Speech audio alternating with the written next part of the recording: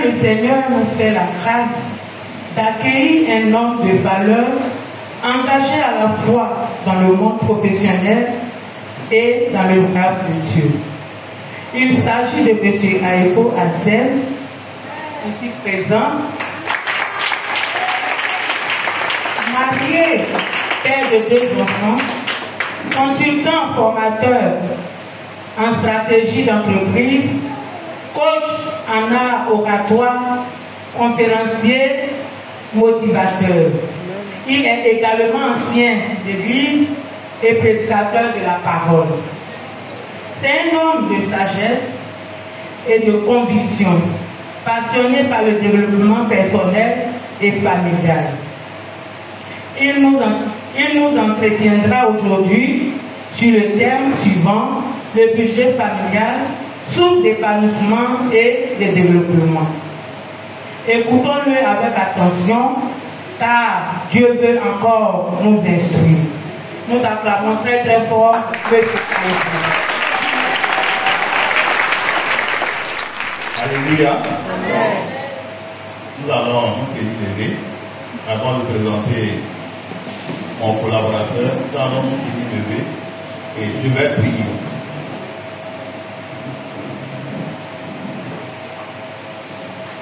Père éternel, Maître suprême de la famille, ce matin tu nous fais la grâce d'être dans ta maison pour donner un message qui n'est pas de nous, mais qui vient de toi. Car en vérité, c'est toi qui confies des messages aux hommes que nous sommes, pour le transmettre à ton peuple, pour que ce peuple soit averti et équilibré dans ce monde rempli de toutes sortes de confusions. Seigneur, nous te prions afin que tu nous donnes la grâce de parler de ta part avec force, avec conviction, avec engagement, mais surtout avec humilité. Je veux me connecter à toi qui est la source, pour que ton peuple soit abreuvé, pour que ton peuple soit désaltéré. Merci Seigneur, toi qui as déclaré dans ta parole que mon peuple périt parce qu'il lui manque la connaissance. Ce matin, viens nous éclairer. Tu as dit qu'on n'allume pas une lampe pour la mettre sous le boisseau. Nous sommes la lumière du monde. Nous devons éclairer. Mais si nous ne brillons pas, nous ne pouvons pas le faire. Pour briller, nous avons besoin d'entendre tes orientations. Et ce matin, je suis convaincu que tu vas nous orienter. Tu vas nous instruire. C'est pour cela que je m'attaque à toute opposition ce matin, venant de la part de l'ennemi. Que tout vagabondage d'esprit soit estompé au nom de Jésus. Je chasse toute distraction au nom de Jésus. Conduis ce moment. Bénis toutes les familles représentées ici ce matin. Bénis les chefs de famille. Bénis les mères de famille. Bénis les enfants. Merci Saint-Esprit. Gloire et louange à toi. Parce que tout est fait pour la seule gloire de ton nom. Amen. Amen. Amen. On peut acclamer fortement le Seigneur. Comme je le disais dans la prière, le message que nous allons donner, nous n'en sommes pas détenteurs. C'est le Seigneur qui nous a confié son message. Et nous allons donc parler de sa part. Et je sais qu'il va permettre que chaque famille représentée ici ce matin reçoive sa part. Puisque nous allons, la présidente l'a déjà dit, parler d'un thème important. Le budget familial, source d'épanouissement et de développement. Voilà le message que nous allons donner. Oui, c'est vrai, dans la vie active, je suis consultant formateur en stratégie d'entreprise, mais je suis serviteur de Dieu. Nous allons nous appuyer sur la parole de Dieu. J'ai la grâce de lire des documents, beaucoup de livres, et je constate que tout ce que les hommes écrivent, tout ce qu'ils enseignent, c'est la parole de Dieu qui tisse là. Alors, je suis ce matin avec mon frère, mon ami, mon frère. Il est serviteur de Dieu, c'est un pasteur, mais un homme très humble qui a accepté de travailler avec moi. Je voudrais vous présenter le pasteur Assis Isaac.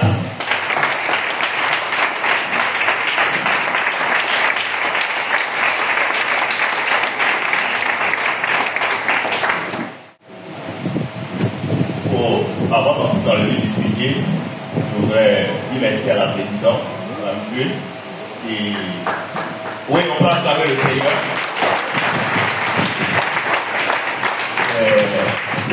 C'est une grande dame qui a une très grande vision. Avant de venir ce matin ici, nous avons eu à échanger avec elle. Et là, elle porte une grande vision pour les travailleurs, pour les familles. Que Dieu continue de la soutenir et de la bénir.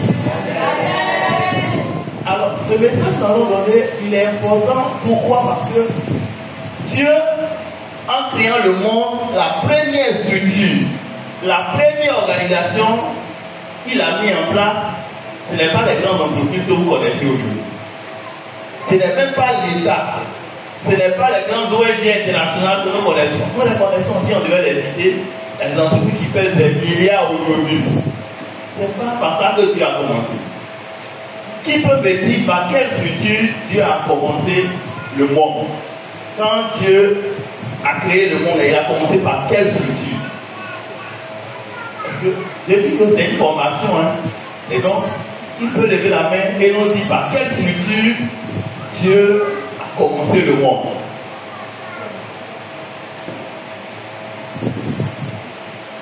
Soyez libres de répondre. C'est un moment d'échange. Je dis que Dieu n'a pas créé le monde en commençant par les grandes entreprises, les États, État de Côte d'Ivoire, État de, je sais pas, les États-Unis et tout ça. Oui. Dieu a commencé par un jardin. Un jardin? L'agriculture. Comment? L'agriculture. Oui. Dans un jardin. D'accord. D'accord. Ok, merci. Merci beaucoup. Oui. Le jardin, c'est vrai. Mais ça, c'est l'environnement. C'est l'environnement. Mais après le jardin, qu'elle a mis tout en place là, c'est par quelle structure? À la famille. Merci beaucoup. Merci. On peut acclamer le Seigneur. C'est la famille qui a été la première structure que Dieu a mis en place. Donc en réalité, s'il y a une structure sur laquelle on devrait se focaliser pour trouver la solution aux problèmes que le monde connaît aujourd'hui, c'est la famille. C'est la famille.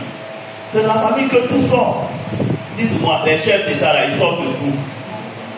Hein? Ils sortent des États. Est-ce que l'État fait enfant? Ou bien les entreprises font enfant? Les chefs d'entreprise, les chefs d'État, tous les ministres, les gouverneurs, les députés, tout le monde sort d'une famille. Et je m'en vais vous dire, puisque ça, je le dis humblement, c'est mon domaine, je suis consultant en management, tous les principes de management sortent de la famille. Je vais vous donner un exemple très pratique, vous allez voir. Quand le chef de l'État fait des adresses hollandaises, c'est-à-dire quand il fait des discours, bientôt, ça sera à la fête de l'indépendance. Le 6 août, il va faire certainement un discours. Le 31 décembre, il fait un discours. Quand il commence le discours là, voilà comment il commence. Qui sait comment il commence? Qui a déjà écouté le chef de l'État? Tous les chefs d'État, voilà. Oui, il commence par quoi? Chef compatriote, oui. Et puis ensuite, il dit quoi? beaucoup. Alors, présente la vie, chers compatriotes, Ivoiriens, mes frères et mes soeurs. Frères et sœurs dans son message. C'est pas ça qui commence. Parce que la famille est importante. Et vous allez entendre des grands chefs d'entreprise souvent, quand ils doivent faire passer de grands messages d'entreprise, ils vont dire aux collaborateurs, nous sommes une famille. Ils le disent. Quand il y a un problème qu'on doit soutenir, quand on parle de solidarité, vous allez voir les chefs d'entreprise vont dire le mot famille. Parce que c'est la famille qui n'abandonne pas, peu importe la situation. Les autres peuvent vous abandonner, mais en dernier recours, c'est la famille. Chez nous,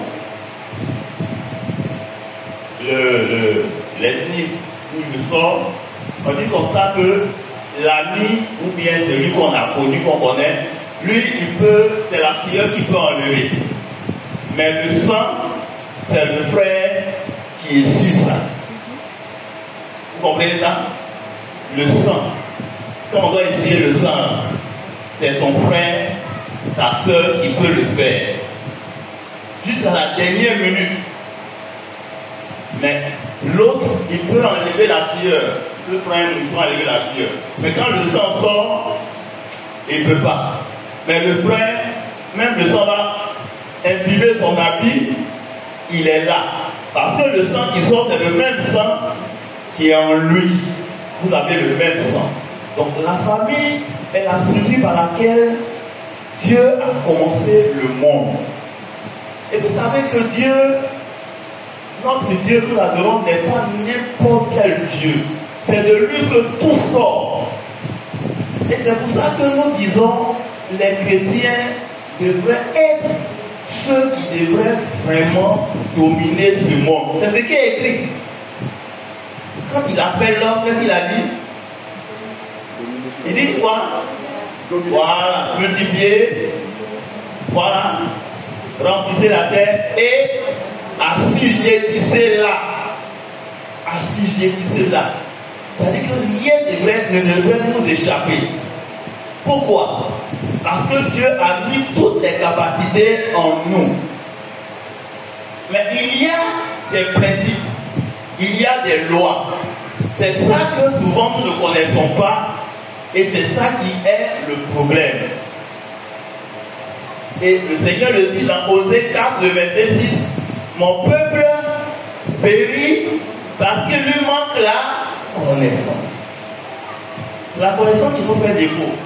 Et souvent on est là, des choses qui sont à nous, on regarde et on dit, ça là, on ne peut pas. On ne peut pas. Ça là même, qui peut venir nous sauver? Qui peut nous aider? Ça là, je ne peux pas le faire. En tout cas, moi, avec l'aide du Seigneur, j'ai dit, face aux situations, j'ai dit toujours, je peux. Paul a dit, je puis tout par celui qui me fortifie. Je puis tout. Ce n'est pas moi-même, mais j'ai les capacités en moi. Si je dis je ne peux pas, c'est que je me réunis. Parce que quand je dis je ne peux pas, la parole devient une prophétie. Je dis je ne peux pas. Quand je dis je ne peux pas, comment je peux avoir la force d'essayer? Mais quand je dis je vais essayer, c'est vrai que je vois que c'est difficile, mais je vais essayer. Si Dieu me vient en aide, je vais réussir. Quand vous allez commencer, vous allez voir que Dieu va vous venir en aide. Moi, je suis entrepreneur, je passe mon temps à réaliser des projets. Et il y a des projets que j'ai faits. Au départ, je me disais, mais comment je vais faire? Et en même temps, parce que moi, j'ai fait une prière à Dieu, j'ai dit à Dieu que quand je serai face aux situations, que ce soit au niveau de ma maison, au niveau de la famille, ou que ce soit dans les affaires, les activités que je mène, quand je serai face à des problèmes et que je serai en train de douter, que je serai en train de me demander ce qu'il faut faire, rappelle-moi mon identité de prince, mon identité d'enfant de Dieu. Rappelle-moi ça, Seigneur. Saint-Esprit, il faut me le rappeler. Donc, quand je suis là, je me dis, ça, comment je vais faire? Et puis l'esprit me dit, mais attention, tu es un prince. Ordonne. Il y a des projets que je dois réaliser, soit je dois parler une personnalité ou une autorité pour que la chose passe. Et souvent il dit, est-ce qu'il peut me recevoir? Ça va être un peu compliqué. Hein? Et puis l'esprit me rappelle que, attention, tu es prince, tu es enfant de Dieu, vas-y. Un qui m'a tout simple. Moi, je suis membre de l'église protestante baptiste de Mission internationale, de le docteur Elion Robert. Et quand la présidente me présentait, elle a dit que je suis formateur et coach en oratoire. C'est une formation que le Seigneur m'a inspiré une nuit, après que j'ai fait des constats. J'ai échangé avec des frères, des amis, des gens avec qui je travaille, même avec des secteurs, des pasteurs. Il y a un an qui j'échangeais et je lui disais, pasteur, tu as un message qui me plaît beaucoup. Je suis allé dans ton église, j'ai écouté ça plusieurs fois. Mais chaque fois que tu donnes le message, c'est très bon. Je crois qu'il faut passer sur la chaîne Radio Chandelier et puis tu vas donner ce message. Et l'homme de Dieu qui m'a dit, ah, ancienne. C'est longtemps qu'il m'appelle. Il dit, ancienne. Ah, ça c'est compliqué, hein. Je dis, mais c'est le même message que tu donnes dans ta communauté, là, dans ton église, là. Mais pourquoi passer sur la radio, ça devient un problème? Je dis, ah là, mais tout le monde va m'écouter. Le docteur même va m'écouter. Je dis, mais notre papa, là, c'est un homme simple. Il aime écouter même ses enfants. Vas-y. Il dit non, c'est trop compliqué. J'ai encouragé le pasteur.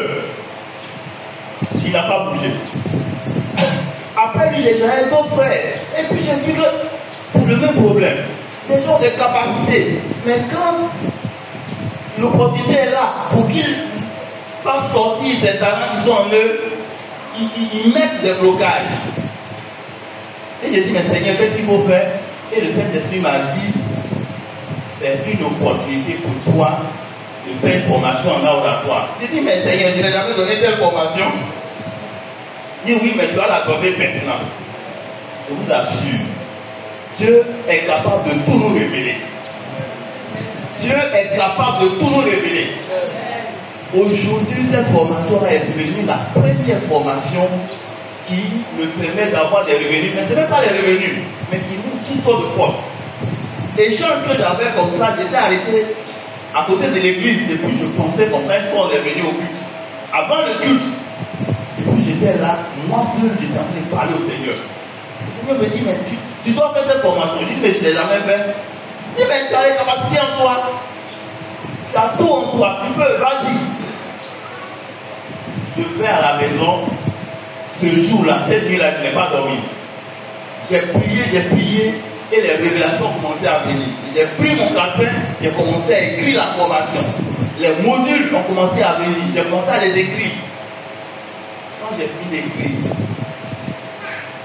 le Saint-Esprit m'a dit, tu sais que tout se fait par la foi. Donc, le lendemain, c'est comme l'éveillé, je n'ai pas pu vraiment aller au travail. Mais j'ai dit, mais le Seigneur m'a dit, mais le travail que tu as fait la nuit, c'est le même travail que tu as fait. Ce que tu as reçu même la nuit est plus fort que ce que tu vas aller faire. Donc, reste là, tu vas te révéler d'autres choses. Et j'ai commencé à donner la formation. C'est-à-dire, moi seul, je suis dans la maison, et puis je donne la formation comme si j'ai un public en face de moi. Si vous le voyez, vous allez dire, mais celui-là, c'est normal. Oui, mais la foi, c'est de la folie. Vous savez ça? Oui. Là où les gens disent que ça, ce n'est pas possible, tu dis que c'est possible, ils vont te trouver fou ou bien folle. Et j'ai commencé à donner la formation. Je m'imaginais en face de chefs d'entreprise, de serviteurs de Dieu, de personnes de toutes catégories socio-professionnelles. Et j'ai commencé à donner cette formation. À haute voix. Et je le faisais souvent la nuit. Bon, peut-être si les voisins m'entendent, ils vont dire, mais celui-là vraiment. Qu'est-ce qu'il fait comme ça? Et plus je le faisais, plus j'étais en train de me convaincre Le Saint-Esprit me disait que tu vois que tu as les capacités. Quand il te disait que tu as ça, est-ce que tu vois? Donc maintenant il est temps d'aller donner cette formation. Il dit, mais je commence où? Je vais où? Oh, chers frères et sœurs, j'ai un souci souvent avec les chrétiens. Permettez-moi d'utiliser cette expression. Nous, on a le grand Dieu qui révèle tout. Quand vous prenez la Bible, les Joseph, les Daniel, les Moïse, tout ce qu'ils ont réalisé, c'est par révélation. C'est pas ça? J'ai dit. Si c'est pas par révélation, là, comment Joseph peut savoir, connaître le songe que Pharaon a fait? Si c'est pas par révélation, comment Daniel peut expliquer songe que Nebuchadnezzar a fait où il menaçait de tuer tout le monde? Si c'est pas par révélation. On a ce grand Dieu-là, et quand une idée nous vient, ou quand on doit faire quelque chose, on ne le consulte pas. S'il vous plaît, les gens consultent. Les gens consultent. Ceux qui ne sont pas chrétiens, quand ils veulent faire des choses, ils vont consulter. Ils ne vont pas consulter. Ils consultent. Ils vont consulter pour savoir exactement si ce qu'ils veulent faire, là, ça va marcher. Maintenant, on se lève, on veut vendre matin, si on a eu l'argent, on croit que l'argent là suffit. Et souvent même, on dit non, ça là, si j'avais 5 millions, j'allais le faire. J'ai dit, tu n'avais pas donné 5 millions. Si tu as 10 000 francs et que tu as la révélation du Seigneur, les 10 000 francs vont suffire. Je sais de quoi je parle parce que je l'ai expérimenté, je l'expérimente. Cette formation-là, quand Dieu m'a révélé là, vous n'avez pas d'argent sur moi. Vous dites non, il faut que j'ai l'argent pour prendre une grande salle de formation, pour lancer la publicité et tout ça. Parce qu'il fallait lancer la publicité. Mais je n'ai même pas eu besoin de ça. Si je n'avais pas considéré le Seigneur, j'allais penser qu'il me faut 3 millions. Il me faut même 5 millions. 10 millions. Où je vais trouver? Qui va me donner? Mais le Seigneur nous donne plus que l'argent. La révélation qu'il nous donne, ça fait plus que l'argent. Quand j'ai posé la question du Seigneur, mais je vais où? Parce que quand j'ai fini d'enseigner tous ces modules-là, comme si j'avais public en face de moi, j'étais convaincu que j'étais capable de cette formation. Maintenant, je vais, au lieu d'aller faire publicité, d'aller faire prospectus, affiche, tout ça, j'ai dit, je vais où? J'ai commencé par les entreprises et j'entends la voix commence par l'église. Église là, souvent quand on propose des choses comme ça, ça n'intéresse pas les gens. Hein. Le Seigneur dit, c'est moi, je te dis de commencer par l'église. Mais comment ça? L'église là, vous savez, on entend tellement de choses. Souvent il y a des anciens, même des frères qui me disent, toi tu as trop de bonnes choses, si tu veux faire la, faut pas faire ça à l'église. Il faut aller faire ça dehors là-bas. Parce qu'à l'église là, les choses là, les gens ne considèrent pas ça. Comment on fait dans une famille et puis on va dénigrer la famille comme ça? Est-ce que c'est bon que nous faisons? Comment on fait dans l'église et puis dénigrer l'église? C'est ta famille qui a un problème, propose des solutions, mais il ne faut pas la dénigrer. Il faut aller dehors. C'est les gens dehors qui voient ça. À l'église, ils n'ont pas besoin de ça. Alors que vous êtes tous fils et filles du même royaume. Ce n'est pas normal ce que nous faisons souvent. On dit non, il faut aller ailleurs. Et ces paroles-là revenaient dans ma tête. Il faut aller ailleurs. Si tu as des idées, il faut aller ailleurs. Et le Saint-Esprit me dit, il faut aller à l'église pour commencer cette formation. Entre ce que les gens ont dit, ce que le Saint-Esprit me dit là, à quoi est-ce que je dois obéir? Je dois obéir à quoi? Ou à qui? Au Saint-Esprit. C'est ce que j'ai fait. Et c'est pour ça qu'aujourd'hui, je peux bénir le Seigneur pour ce qui est en train de se passer plus de 10 ans après que j'ai eu cette révélation. Je vous assure que quand j'ai entendu ça, j'ai dit, je vais aller à l'église. Et je suis allé à l'église. Je suis allé rencontrer l'homme de Dieu. Et quand je l'ai rencontré, je lui ai parlé de cette formation. Alors, il a dit, mon fils, tu as besoin de quoi? Et je lui ai dit, non, je n'ai pas besoin d'argent. Il me dit, ah bon? Et il va je dis, je suis prêt à te soutenir. Je dis, je vais donner cette formation au pasteur. Et il m'a aidé à me présenter devant les pasteurs, à faire l'exposé. Et les hommes de Dieu se sont inscrits à cette formation. Ils ont pris cette formation. En plus, l'argent qu'ils ont donné pour faire la formation, ils ont prié pour moi. Et des portes ont été ouvertes. Et je peux donner cette formation aujourd'hui. Alléluia. Alléluia. Je vous dis que si nous nous attachons au Seigneur, alors le Seigneur va nous faire des révélations. Alors, ce matin, quand nous parlons de budget familial, nous voulons juste aller à l'essentiel. Ensuite, nous allons essayer de comprendre ce que les spécialistes appellent des agents économiques. On va expliquer tout ça. Après, nous allons voir des exemples de budget. On parle de budget. On va donner des définitions, mais on va voir des exemples. Nous allons donner deux principes qui permettent de faire un budget. Et nous allons voir des éléments qui composent un budget. Ensuite, nous verrons le budget familial.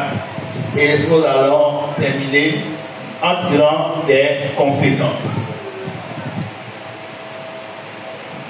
Alors, quand nous parlons de budget, d'abord, il faut comprendre que c'est un thème qui sort de ce que les gens appellent aujourd'hui l'économie. C'est quoi l'économie? Nous, on n'est pas de grands spécialistes dans ce domaine, c'est des thèmes très scientifiques, mais nous allons le faire terre à terre. Le mot économie, souvent à la maison, on dit qu'il faut faire des économies. Quand les enfants ouvrent le robinet et puis l'eau coule, qu'est-ce qu'on dit? On doit faire des... Quand il a allumé, qu'il n'a pas éteint, on lui dit d'éteindre. Ouais, c'est vrai, on peut faire des économies, mais en même temps, on est en train de donner une leçon à l'enfant qu'on ne doit pas gaspiller. C'est biblique, hein? Voilà. Alors, ce mot économie-là, c'est les Grecs qui l'ont conçu. Le mot économie vient de deux mots grecs.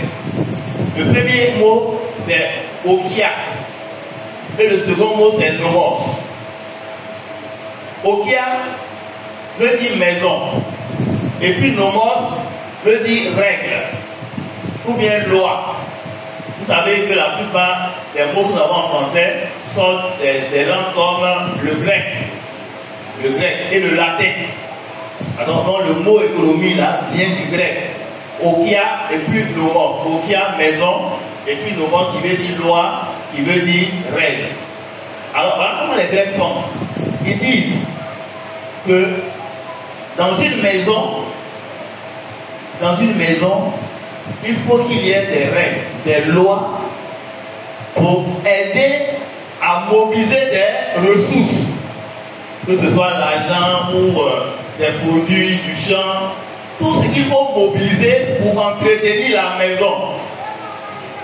Et quand on a mobilisé ça, il faut aussi des lois pour répartir ce qui a été mobilisé en fonction des besoins de chaque membre de la maison. Mais quand il parle de maison, en réalité, il parle de famille. Vous comprenez? Et c'est ce qui se passe dans les entreprises. Dans les entreprises, il y a plusieurs personnes qui travaillent. Une entreprise qui peut employer 100 personnes. Mais dans cette entreprise-là, il y a des lois, des règles. Toi, tu es comptable. Toi, tu es commercial. Toi, tu es ingénieur ou tu es quoi? Tu es chef du personnel, etc., etc. Et en fonction du travail que tu fais, la contribution que tu apportes, il y a des lois, il y a des règles. Et quand le mois finit, en fonction de ta contribution, de ton statut, il y a ce qu'on te paye. C'est parce qu'il y a des règles pour organiser le travail et des règles pour repartir, pour distribuer le produit du travail. C'est ça qu'on appelle l'économie. Et ça se passe au niveau des entreprises, ça se passe au niveau des États. Chaque année, l'État de Côte d'Ivoire va faire ce qu'on appelle un budget, c'est l'économie. Et le budget est toujours lié au ministère des Finances ou bien de l'économie, ou bien souvent même, il y a un ministère à part pour le budget. Et c'est parce qu'il y a un budget que les fonctionnaires sont payés, qu'on peut faire les routes, on peut faire les centres de santé, parce qu'il y a une organisation. Donc, voilà pour le mot économie. Ensuite, il y a le mot management, ça c'est un mot anglais, mais son équivalent en français c'est le mot gestion. La gestion. Alors, la gestion et l'économie sont liées. On est dans une maison, on s'organise pour qu'il y ait de la nourriture, qu'il y ait des biens dans la maison. Si on est dans une maison de 6 ans, on va voir qu'il y a des biens qui sont là.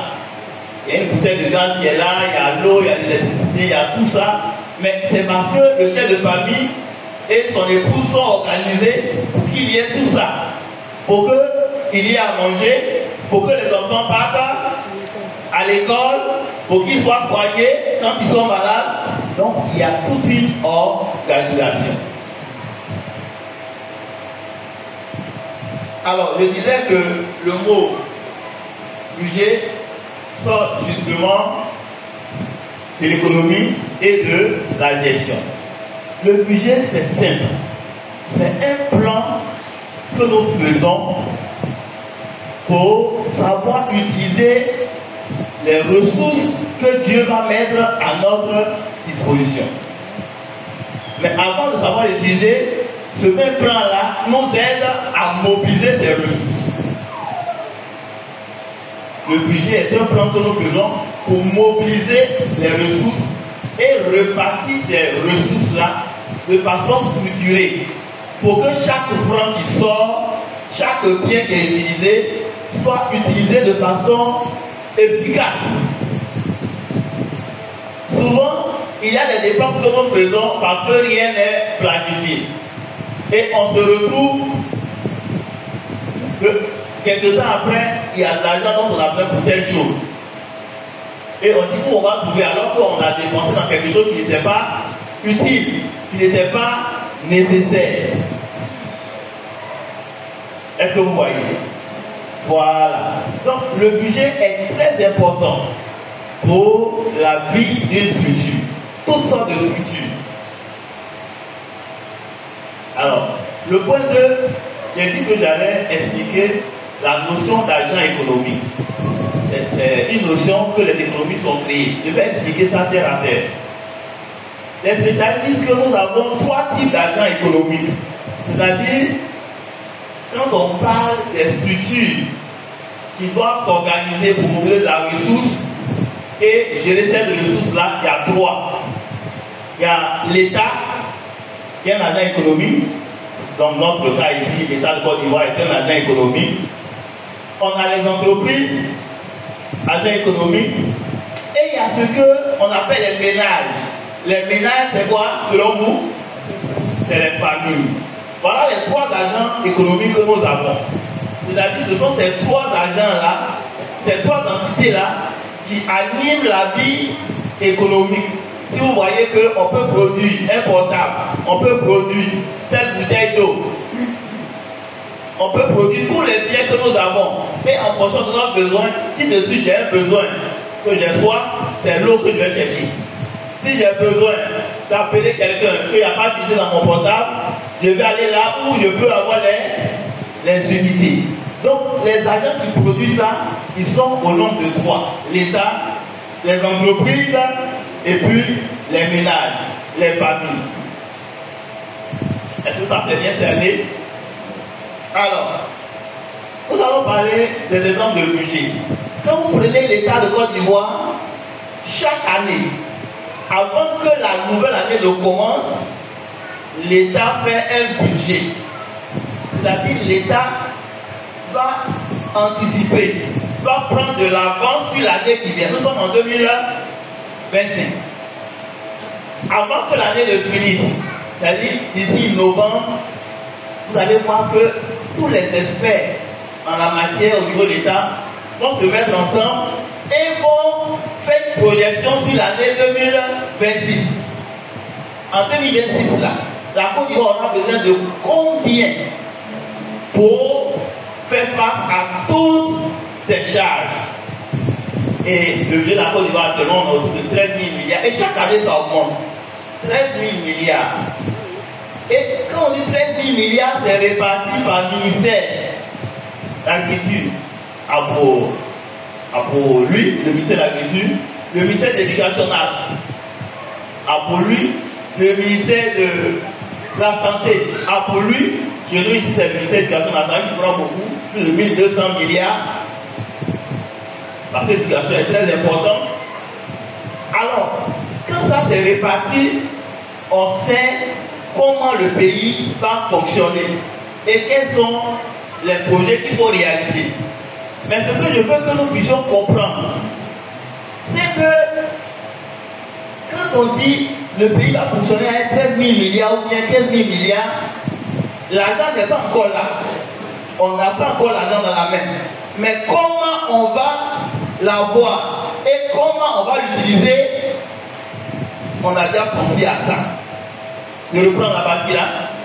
Je dis, quand il est dit que la Côte d'Ivoire va fonctionner avec 15 000 milliards en 2026, l'argent n'est pas encore là.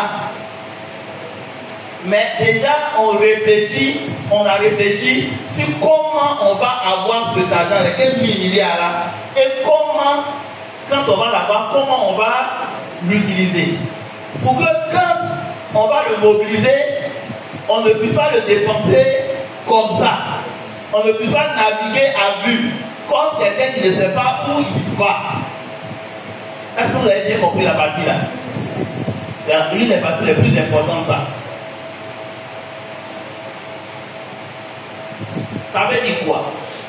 Ça veut dire que, on va y arriver tout à l'heure, mais déjà j'anticipe, ça veut dire que au niveau d'une structure, quand la structure a besoin d'argent, elle doit s'asseoir et puis réfléchir. J'ai plein de 2 millions, je n'ai pas ça. Mais je dois réfléchir pour voir comment je peux mobiliser ça, parce que j'ai besoin de ça. On ne doit pas dire, 2 millions là, j'ai fait comment pour avoir. Non.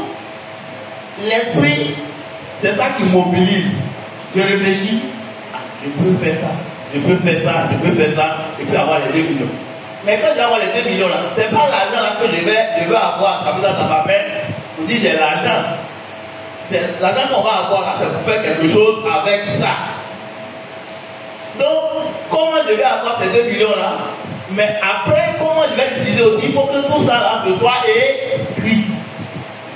Pour que quand je vais avoir ça, il y a des gens, quand l'argent tombe dans leur main comme ça, en même temps, il achète portable 300 000. Il ne cherche même pas à savoir quels sont les charges qu'il a, les besoins qu'il a, et puis portable 300 000. Et puis c'est fini. Et quand il achète ça, après il se rend compte qu'il n'aurait pas dû acheter ce portable, alors ce n'est pas nécessaire. Celui qu'il a n'est pas gâté, c'est encore performant, et il est coincé. Et s'il est vraiment coincé, il est capable d'aller revendre ce même portable qui a acheté à 300 000, peut-être même à 100 000 francs, ou bien à 50 000 francs. Ça, c'est une mauvaise gestion. Voilà, c'est une mauvaise façon de faire. Donc, au niveau des entreprises également, il y a des budgets. Toutes les entreprises fonctionnent avec des budgets. Et c'est dans ce budget-là qu'on sait, en fonction de ce qu'on paye à chaque salarié, le montant total, le cumul de tous les salaires. On sait ça déjà. Carburant qu'on va prendre pour se déplacer, les différents véhicules de l'entreprise, le carburant, tout est déjà calculé. Si la voiture, une des voitures tombe en panne, même s'il y a 100 véhicules dans l'entreprise, on a déjà prévu leur réparation, l'argent.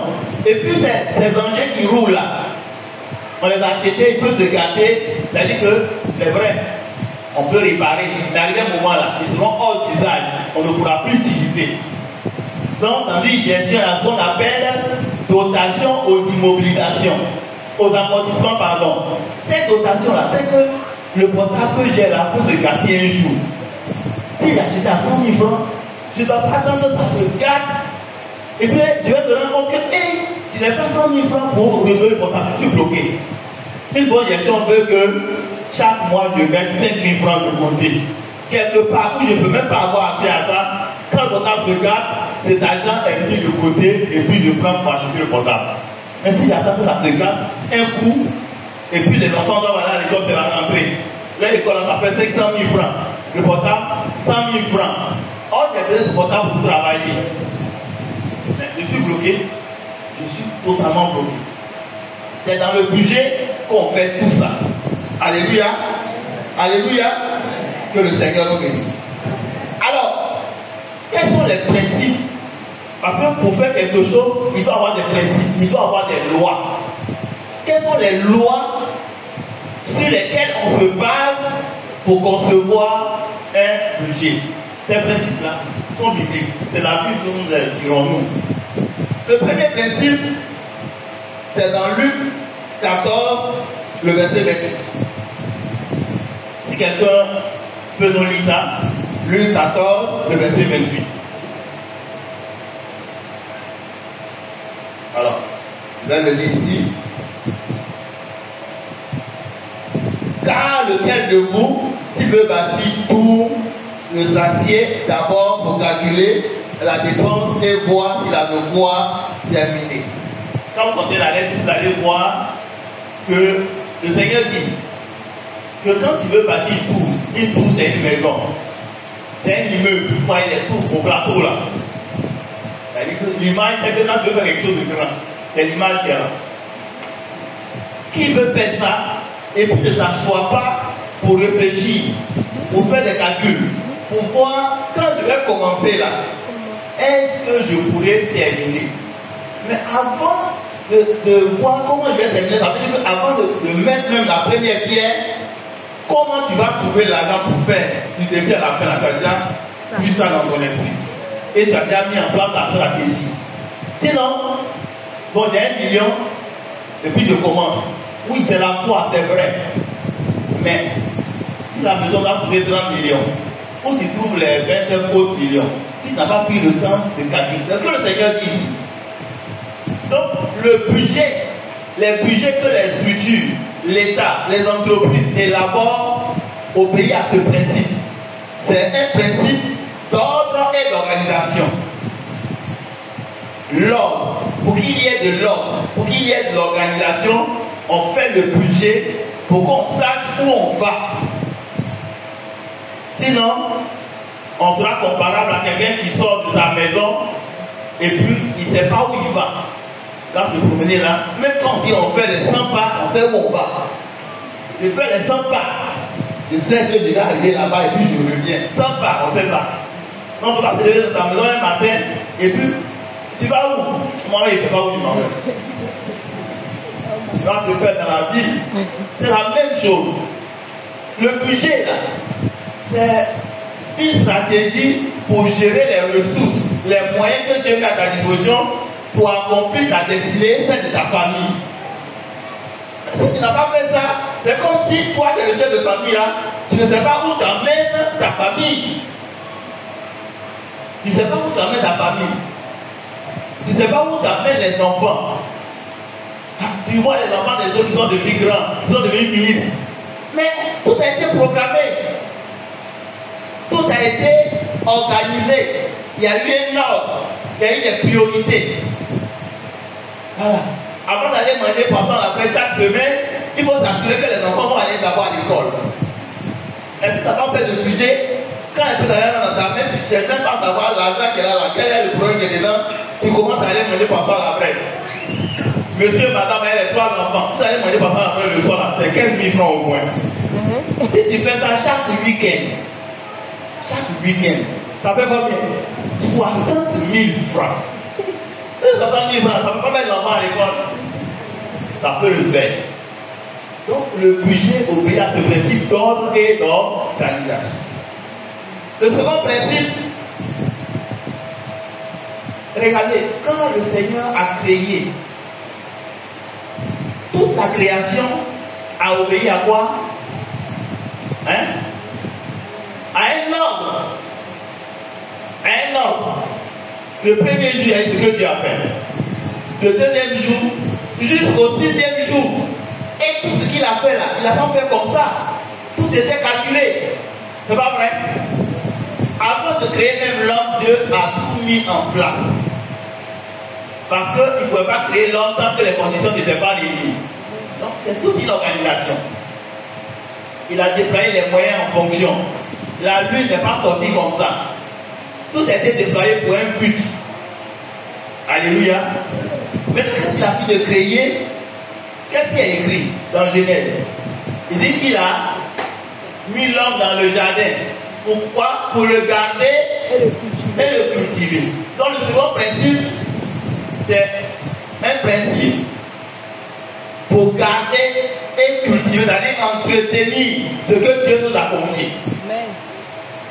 Dites-moi, les enfants que Dieu nous a donnés, est-ce que ce n'est pas une responsabilité? Dieu ne nous les a pas confiés? Alors, est-ce que on doit jouer avec leur avenir ou leur vie comme ça?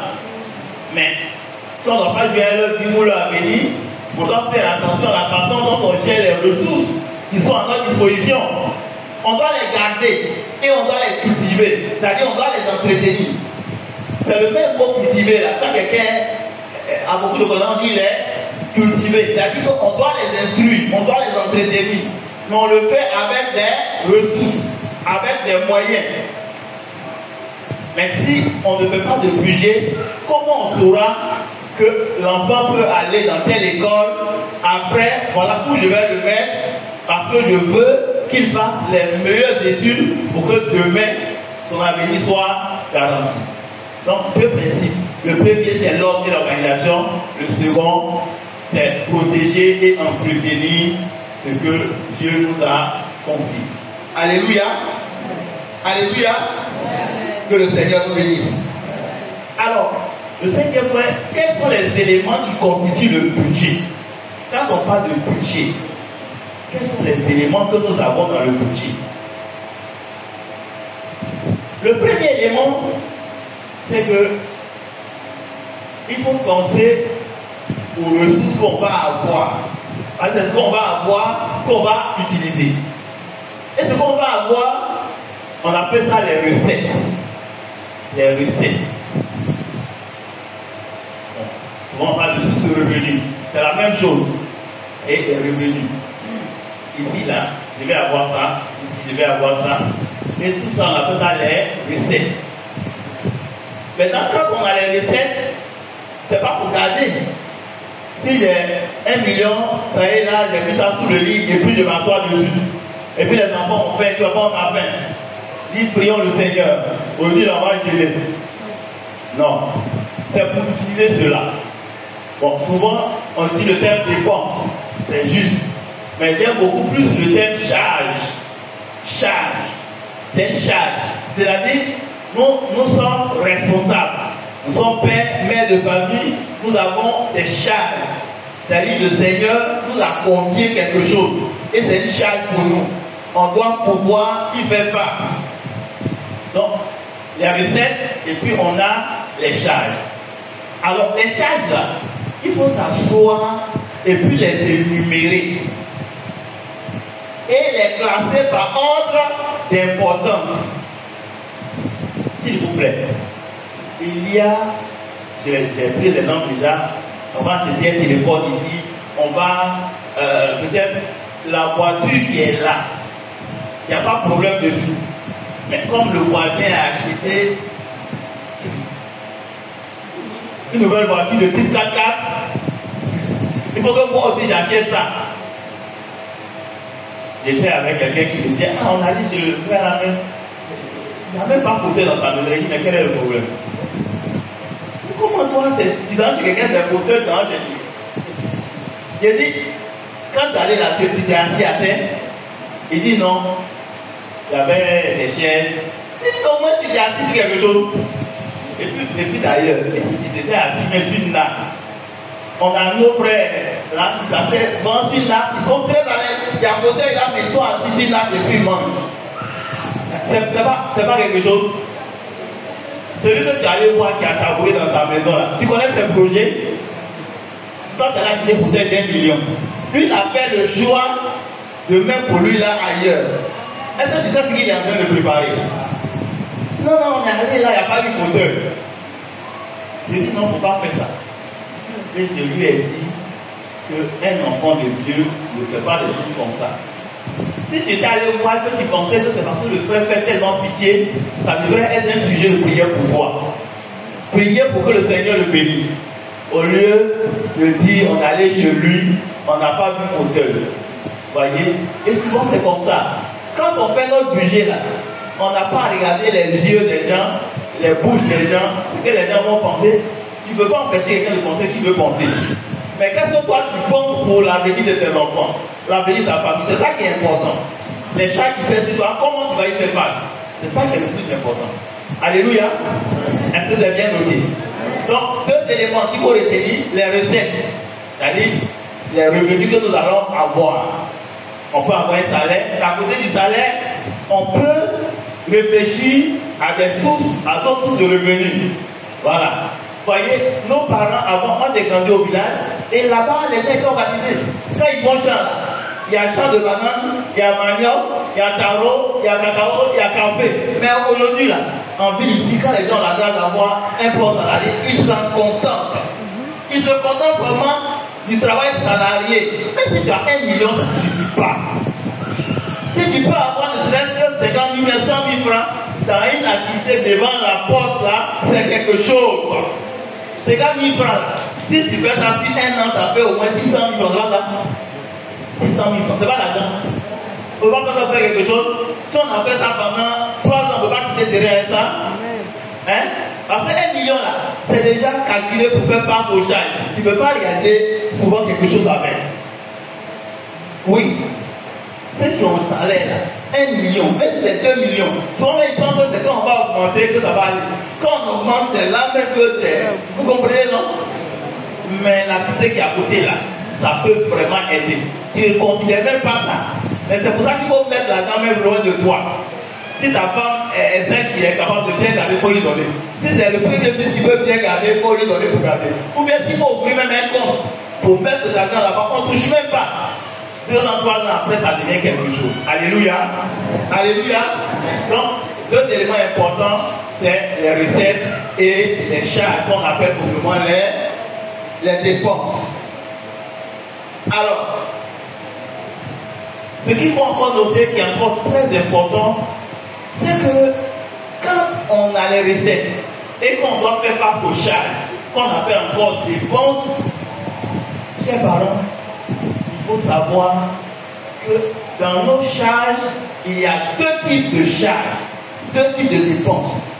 Il y a ce qu'on appelle les dépenses ou charges de fonctionnement.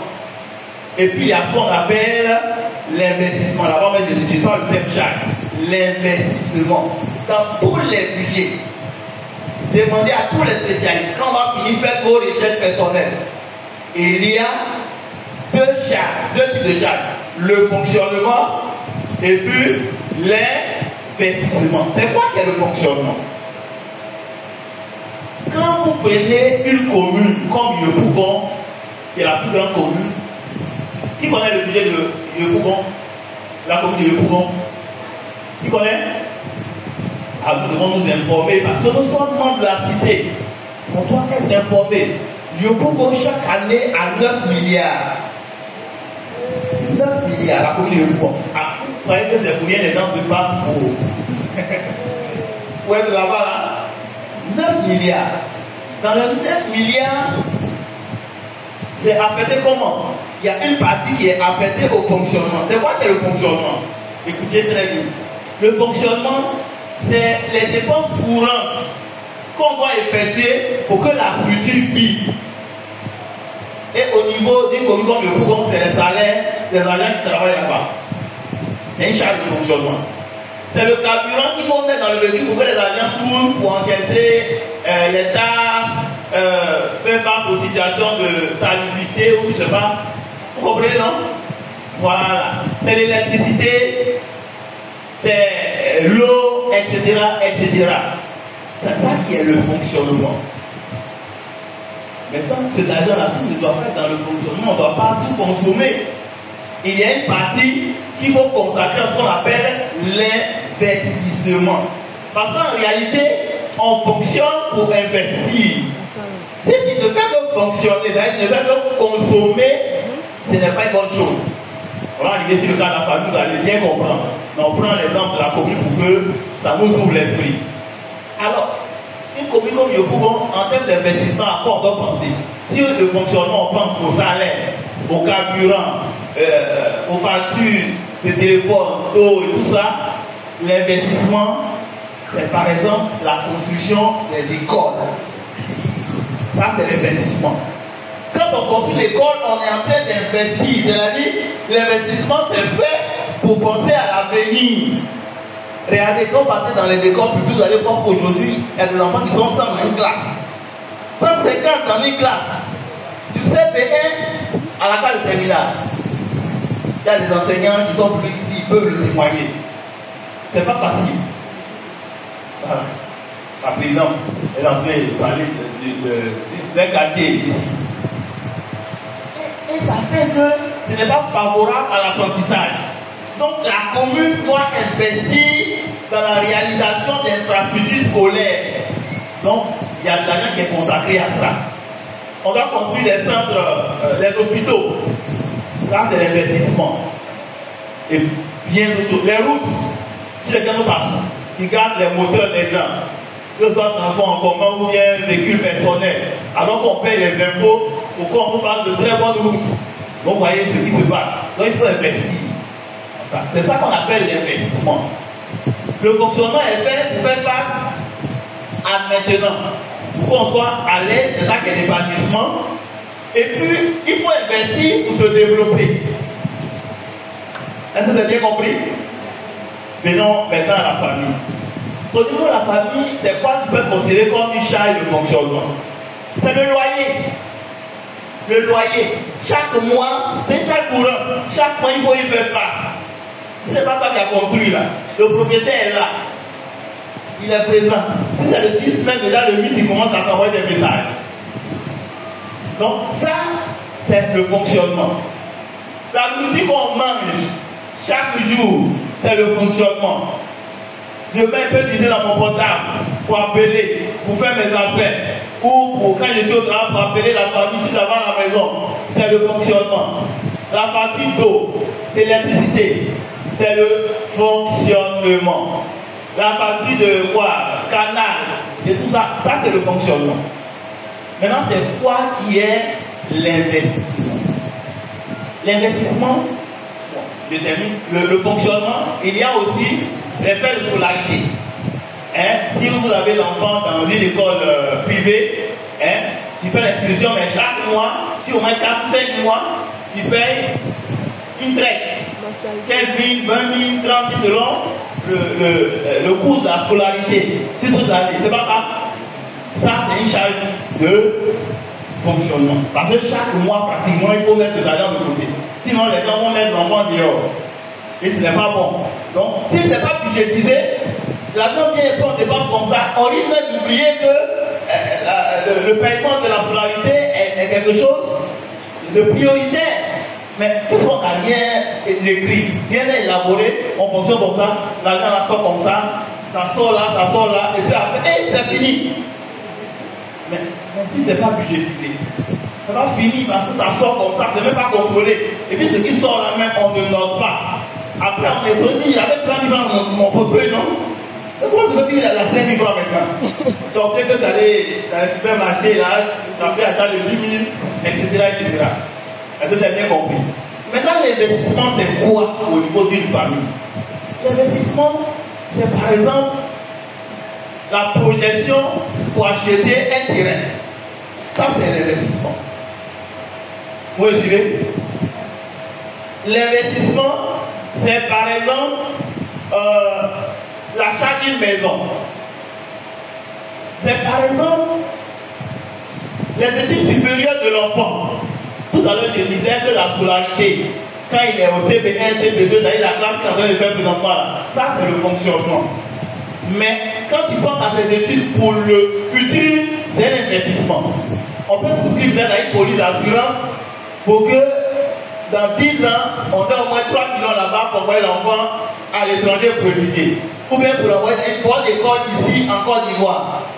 Ça c'est l'investissement. Parce qu'on est en train de se projeter dans le futur. Ce n'est pas le fonctionnement. Quand même, ça concerne toujours la scolarité, mais la scolarité dans le futur, c'est un investissement. Est-ce que c'est bien compris? Qui m'a bien saisi? Voilà. Donc, on a recette. Les ressources on reçoit, et puis on a les charges, les dépenses auxquelles il faut faire face. Et dans les charges, il y a deux grandes rubriques. Le fonctionnement, qui sont les charges courantes, Et je signale, il faut que je le dise, je suis à l'église. En tant qu'enfant de Dieu, la dîme fait partie de notre fonctionnement. Oui. Quand je reçois mon salaire, c'est ce que je dois enlever même d'abord. Voilà, la dîme fait partie du fonctionnement. Parce que chaque mois, ce que je reçois, je dois enlever la part du Seigneur. Donc, la dîme fait partie du fonctionnement. Voilà. Est-ce que c'est bien noté? C'est bien compris? Ok.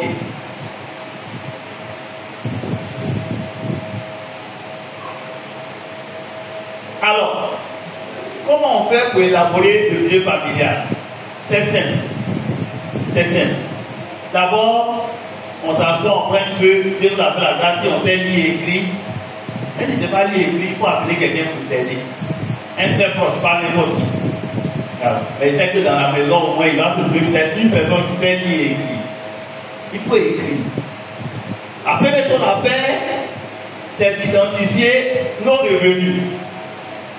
Oui, c'est vrai, on peut dire on les connaît, mais quand on parle de gestion, il faut tout écrire. Regardez, Dieu est le premier des gestionnaires.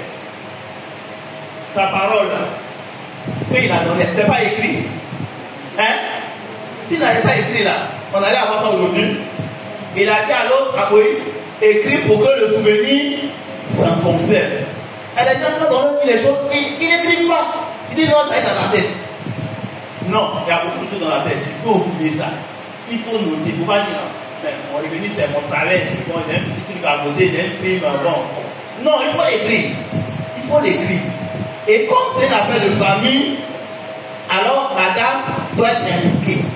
Les enfants, s'ils ont la capacité de comprendre, ils doivent être impliqués. Alors on dit budget par milliard. La façon dont tu les rassembles en tant que père de famille pour prier, c'est comme ça qu'il faut les rassembler aussi pour parler de la façon dont on va gérer les ressources. Souvent dire non, ils sont trop petits, il faut les mettre en dehors des actions, ils ne sont pas petits. Hein. Ils ne sont pas petits.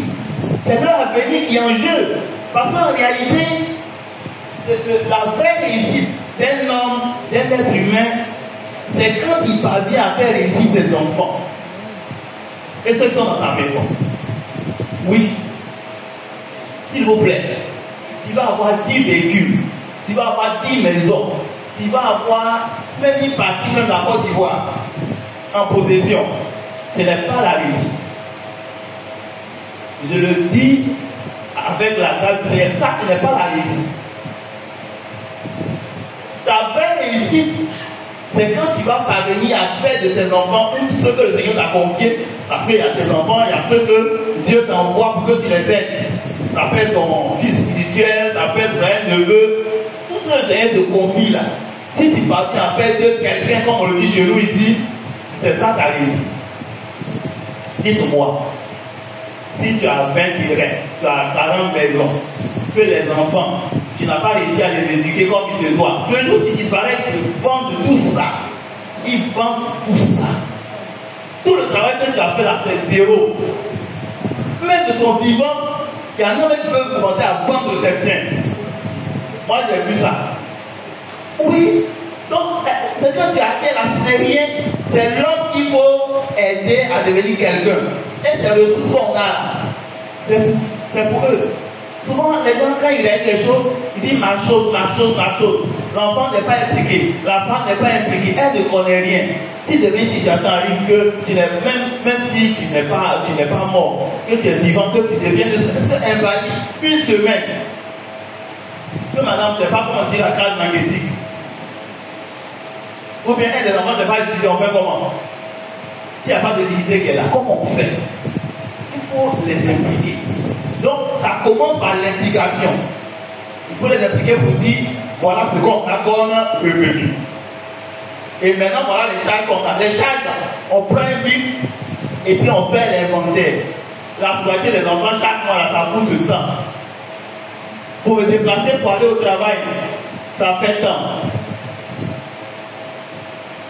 Le loyer, électricité, canal, tout ça, on énumère ça. On commence par le fonctionnement. Quand on a pu l'énumérer, maintenant, on dit bon, ça, c'est ce qu'il nous faut chaque mois qu'on doit faire sortir pour faire tourner la maison.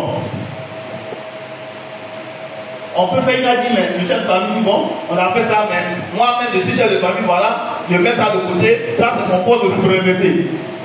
Est-ce que le président de la ville n'a pas poste de souveraineté? Alors, soit il y a des gens qui disent que mais tout ça, si on montre ça, et que tu as fini que demain, il y a un problème, tu n'as pas quelque chose sur toi. Mais il faut le dire, il faut le déclarer. Dis madame, je suis le chef de famille, voilà toutes les ressources là, mais ça là, les 50 000, les 100 000 francs, je mets sur le poste de souveraineté. Parce que c'est que tu dois lui donner, tu dois lui donner. Mais un matin, il dit, chérie, je m'en vais rendre visite à ma cousine là. Et puis tu dis oui, j'ai compris. Et puis tu manipules la télécommande là. Elle dit, mais j'ai dit que je m'en vais. Elle dit oui. Ouais, tu veux partir. Il dit, mais mon transport. Elle dit, aïe. Mais c'est que j'ai nommé. Mais si tu n'as pas posé là, tu fais pas ça. Elle va pas oublier que tu as tout fait sortir. Mais ton poste de est là, quand elle fait mon ça, tu fais face à ça. Et tout ça, ça doit être budgétisé pour ne pas qu'on navigue à vue. Voilà, c'est bon? Est-ce que c'est bon? Maintenant, quand on a dit de voir le fonctionnement, on cherche maintenant à voir l'investissement. Bon, ça là, on va donner le loyer là, ça c'est pas pour nous. C'est pour nous, les gens qu'on paye. On va payer partie le téléphone. C'est la même qu'on donne à d'autres personnes. C'est pas ça? C'est ça, non? On va payer transport par le travail. L'argent là, on va donner ça aux gens.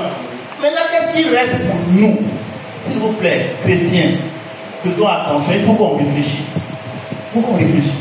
Tout ce qu'on fait sortir là, c'est pas pour nous. On travaille, on a cet argent, et puis on donne tout aux gens, et puis on s'assoit. C'est dans l'investissement là qu'on a pour nous. C'est là qu'on projette. On projette, on dit, il faut que dans 5 ans, je donne plus d'argent de loyer à quelqu'un. C'est dans l'investissement qu'on pense à ça. Sinon, tu vas continuer de donner l'argent de loyer. 30 ans, tu vas donner l'argent de loyer. Si tu fais le calcul, tu dois avoir le vertige. Des millions que tu auras donné à d'autres personnes. C'est ça que souvent, quand je suis là, je pense à la gestion de nos pays. Et là, je parle en tant que citoyen. Je dis, mais parmi nos présidents là, vous pouvez. C'était le meilleur. Le vieux au feu faisait construire des maisons pour les Ivoiriens. Et ils étaient des gens, ils payaient un peu, ça devenait leur propriété. Mais après ça, tout le reste c'est la littérature. On parle, mais c'est pas bon. Parce qu'aujourd'hui, les parents qui ont travaillé avant même aussi, comme on ne voyait pas loin, quand le vieux finissait de construire, il équipait, il mettait tout dedans. Bon, mon père en a bénéficié, il essaie de voir le bac. Et puis, elle dit, voilà que nous sommes. On dit, non, ça c'est en plus. Je ne vais pas là-bas. Mais, moi, mon oncle m'a dit qu'Abidjan s'arrêtait à Saint-André, en Lecourt, à Saint-André. C'est là-bas, tout ici c'était la bouche. Mais le vieux feu voyait loin. Considère tout ici là. Et puis, les gens disent que c'est la bouche. Mais, aujourd'hui là, prenez un terrain ici. Et puis, dites le prix à quelqu'un, 50 millions, 100 millions. Alors que hier, ça ne coûtait rien. Bref, je dis que il faut penser à l'investissement. Combien on met de côté? Maintenant, on met de côté par rapport à quoi? C'est pourquoi on met de côté. Est-ce pour les études supérieures des enfants? Si c'est 15 000 francs qu'on met de côté pour leur études supérieures, on met ça de côté. Ah, on doit avoir un terrain. Dans telle zone, le terrain peut coûter combien là-bas? Et dans combien de temps on va l'avoir? Et quand ce temps-là va arriver, le terrain va coûter combien? En fonction de ça, chaque mois, j'enlève quelque chose de même côté. Ainsi de suite. Et puis, chaque mois, on dégage cet argent-là. Et quand on dégage cet argent, il faut le mettre loin de soi. C'est pour l'investissement. C'est pour l'investissement. Pour acheter un terrain, acheter une maison, pour les 6 d'enfants. Alors, ce que je vais dire maintenant, encore très important, et dans l'investissement, ce qu'il ne peut pas oublier, parce que c'est vous, le père et la mère, c'est vous qui produisez la ressource. Donc, mais dites-moi, pour qu'un arbre produise là, qu'est-ce qu'on fait? On l'entretient. On l'entretient. Mais vous produisez et vous ne vous entretenez pas. Oui, il y a l'entretien corporel. Très bien. Il faut le faire. Mais il y a l'entretien où vous devez vous former. On doit constamment se former. C'est un investissement. C'est un investissement. Je me forme pour produire plus. Si je suis salarié, je cherche à acquérir de nouvelles compétences pour que s'il y a une promotion dans l'entreprise, que ce soit pas qu'on comprenne. Vous me comprenez? Je suis un poste où je suis payé à 400 000 francs. Or, il y a des postes dans l'entreprise où les gens sont payés à 1 million. Pourquoi moi je ne vais pas voir qu'un matin je vais occuper ce poste-là? Ou bien un nouveau poste peut être créé et puis au lieu d'aller prendre quelqu'un dehors, on me prend moi si j'ai à l'intérieur. On me prend parce que je suis à l'intérieur. On me prend parce que j'ai les compétences pour. Mais comment j'acquiers ces compétences-là si je ne me forme pas? Et donc dans l'investissement, là, je dois me projeter. Comment je fais pour accroître mes ressources? Si je suis salarié, au niveau de l'entreprise, il faut que j'ai de nouvelles compétences. Moi j'ai un frère, il était technicien supérieur, il s'est formé. Et il a fait cette formation à 3 millions. Quand il a fini, à la soutenance qu'il nous a invité, il a même invité son patron. Il était très occupé, mais il est venu. Il est venu même au bon moment. Il avait déjà commencé l'exposer, la soutenance. Quand il est venu, le patron a vu ce qui s'est passé, tout ça, ça l'a marqué. Quand ils sont arrivés à l'entreprise, il dit bon, pour l'heure, nous n'avons pas un poste qui est prévu, mais j'ai été impressionné par ton exposé là-bas. Et tu pourrais beaucoup nous apporter. Mais comme je n'ai pas de promotion à te donner pour le moment, mais déjà je monte au salaire de 60 000. À ce qu'il est venu seulement assister à la soutenance, le salaire du frère a augmenté. Et ce frère a demandé de vous parler au Canada. C'est tout ce qu'il a développé là de la milliard. Donc, l'investissement, la formation fait partie de l'investissement. Il faut programmer, se former en fonction des réalités du marché. Chercher à avoir des compétences pour entreprendre, pour faire beaucoup de choses. Alléluia. Alléluia. Est-ce que c'est bien noté? Alors, il y a un cas pratique. On ne pourra pas le faire. Ok. Alors, si par exemple il y a un cas pratique que je fais à quelqu'un qui gagne 300 000 francs, je vais le numérer ici. Et on a listé les dépenses par catégorie. Il faut le faire par catégorie. C'est comme ça qu'on fait un budget.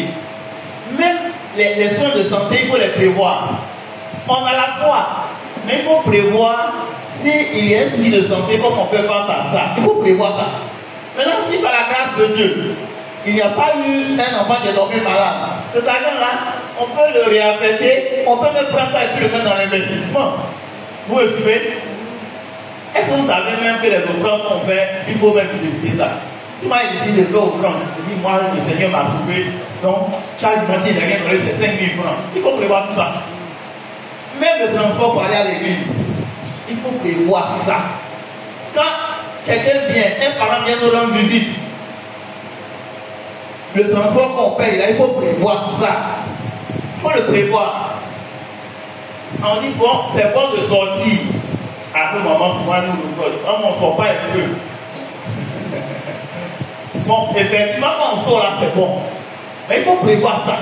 Il faut budgéter pour qu'elle aussi voit la réalité. Qu'on ne peut pas sortir forcément tous les mois. On peut le faire chaque 2 mois. C'est pas bon aussi. C'est très bon. Ou bien chaque 3 mois. L'essentiel, c'est de sortir. Comment? 3 mois c'est trop?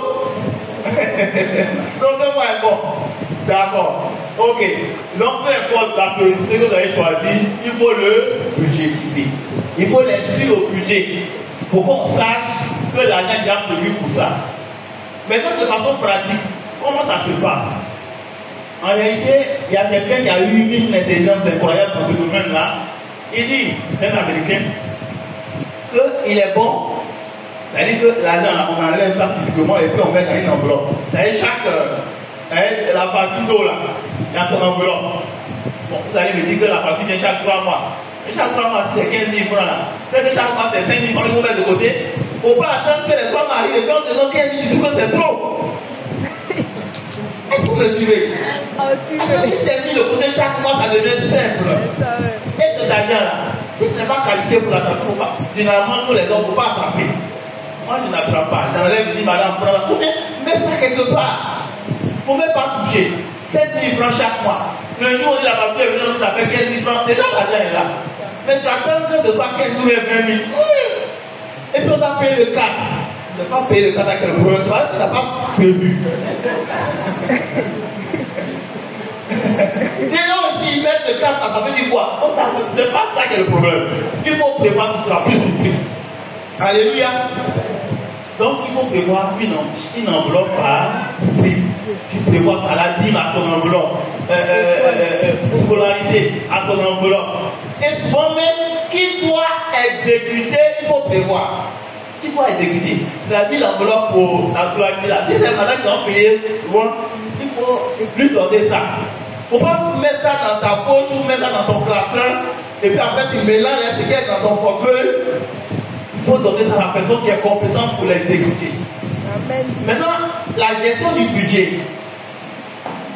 Quand vous gérez le budget, ce que vous avez prévu là, quand vous exécutez, il faut noter. Souvent les gens pensent que non, c'est pas facile. Est-ce que c'est quelque chose qui est facile? Travailler une chose qui fait là, c'est facile. Se lever à 4 h du matin pour aller travailler, c'est facile. Non. Mais c'est pour gérer l'argent pour que la famille soit à l'aise, épanouie, et puis demain les enfants deviennent députés, deviennent ministres, deviennent grands là. C'est ça là qui va être compliqué. Tu fais déjà de grands sacrifices. Il faut continuer. Il faut noter. Pourquoi il faut noter? Quand vous notez, tu vas voir que j'avais prévu 10 000 francs pour telle chose.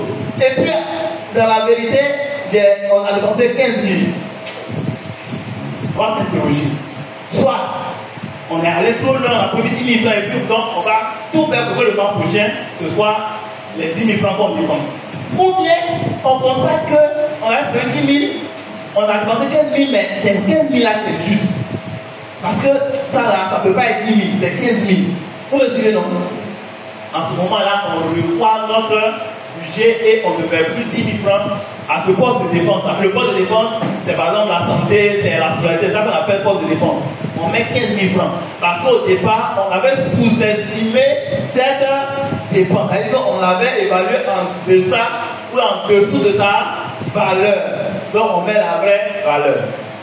Maintenant, quand on exécute, on va se rendre compte que il y a telle partie là qui prend beaucoup d'argent. Hein. Il y a un frère, un ami que j'ai conseillé comme ça, et ça l'a beaucoup aidé. Qu'est-ce qui se passe? Un jour on échangeait et puis il dit, mais mon frère écoute, je dépense trop d'argent pour le transport. Je dis, si je vais, je ne sais pas où à visiter quelque chose pour travailler. Et il dépense 2500. Du coup, ça fait au moins 75 000 francs. Et il s'en plaignait. Il met l'argent à peine. Le transport prend tout. Et quand il parlait, ça me faisait mal. Et puis j'étais en train de réfléchir pour voir comment l'aider.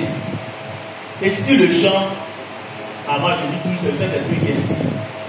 Le Saint-Esprit m'a inspiré.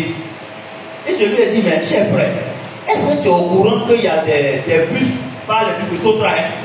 Il y a des grands cars qui transportent les gens ici, aller à Moissy, à Midi, moyennant un truc par mois, qui n'est pas aussi élevé que les 75 000 francs que tu fais là. Vous savez ça, non? Qui sait ça? Vous n'avez pas l'information? Ah oui. Quand vous faites le budget là, ça vous fait réfléchir. Parce que quand vous voyez que les ressources, c'est pas ça, alors vous allez commencer à réfléchir pour voir comment gérer les choses. Je lui dis, mais tu ne vas pas dire, c'est pas. Il y a des cas comme ça que tu peux prendre ici, à Brady, et chaque mois tu payes 30 000 ou 35 000. Oui. Il ne savait pas ça. Et je lui ai donné l'information. Là, il paye 30 000, 35 000, parce qu'il y a beaucoup de personnes qui transportent. Donc, et puis chaque mois, les gens payent, donc ça fait, ils reçoivent l'argent du cash. Donc, ça les arrange.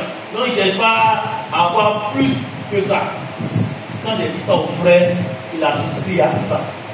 Et je vous assure, la dépense de transport a baissé de plus de la moitié. Il dit, il y a eu 45 000 et quelques qu'il a pu mettre de côté pour faire autre chose. Vous voyez? Il dit, mais et j'ai dit oui, mais c'est pour ça qu'on doit s'informer, on doit se cultiver. Il y a quelque chose qui t'écrase et tu ne cherches pas à voir comment tu vas régler ça. Et ce jour-là, Dieu a fait que lui m'ont échangé quand il a dit, je lui ai donné ce conseil et il avait ce problème.